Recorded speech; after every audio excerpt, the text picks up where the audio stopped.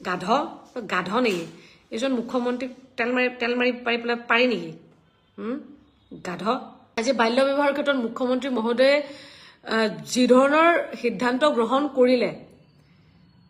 সিদ্ধান্ত গ্ৰহণ কৰিলে সেইটো অন্য কোনো ৰাজ্যত কৰিব মানে পাৰা নাই কোনবা এটা লিখিছে মই তোক কৈ দিছো দে তই বুলি কৈছো কাৰণ তোৰ মেন্টেলিটি হেতু তেল মাৰাত পাকত আমাৰ মুখ্যমন্ত্ৰী মহোদয়ক তেল মাৰিব নালাগে একদম কিমান তই লিখিছো যে তই কিমান অকৰাত ভাব গাধ নেকি এজন মুখ্যমন্ত্ৰীক তেল মাৰি পাৰি নেকি গাধ তহঁতৰ কাৰণে গোটেই সমাজখন বেয়া হৈছে জানো তহঁতৰ নিচিনাই পংগু তহঁতে দেখাত ন পংগু তহঁতৰ চিন্তাত এইটো ঠিক কৰ মই নাজানো তহঁতৰ ঘৰবিলাকত কি চলি থাকে তহঁত বুলি এইকাৰণে কৈছো এইবিলাক জিটি লিখ তহঁতৰ কামেই হেতু ন তহঁতৰ কামেই এইটো কেতিয়াবা চিন্তা কৰিবি নিজে চিন্তা ক্ষমতা নাই তহঁতৰ নাই কমনো কি গাধ এইকাৰণে কৈছো এনেকৈ গৈ থাকে যে এনেকৈ সেইটোৱে সেইকাৰণে মই কৈছো তহঁতে সেই দত্তৰ জীয়েক আৰু পুতেক হতে তহঁতে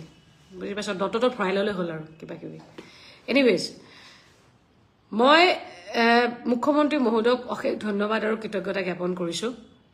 এই ক্ষেত্ৰত বিশেষকৈ বাল্য বিবাহৰ ক্ষেত্ৰত খুব সুন্দৰ সিদ্ধান্ত এটা গ্ৰহণ কৰিছিল যেটো অসমৰ কোনো ভাৰতবৰ্ষৰ কোনো ৰাজ্যত কৰিবলৈ সাহস কৰা নাছিলে আৰু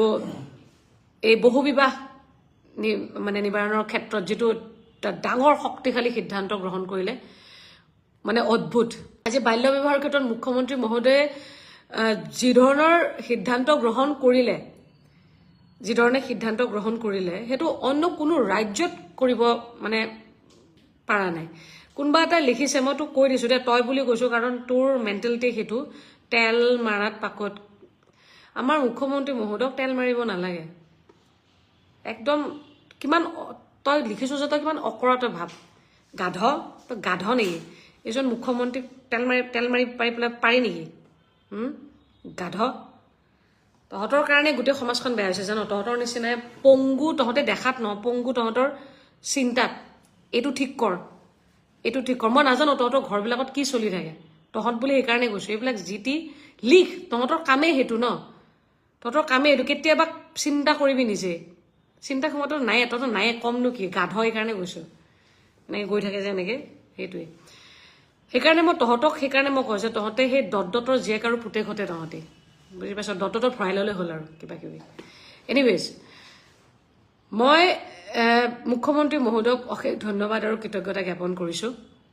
এই ক্ষেত্ৰত বিশেষকৈ বাল্য বিবাহৰ ক্ষেত্ৰত খুব সুন্দৰ সিদ্ধান্ত এটা গ্ৰহণ কৰিছিল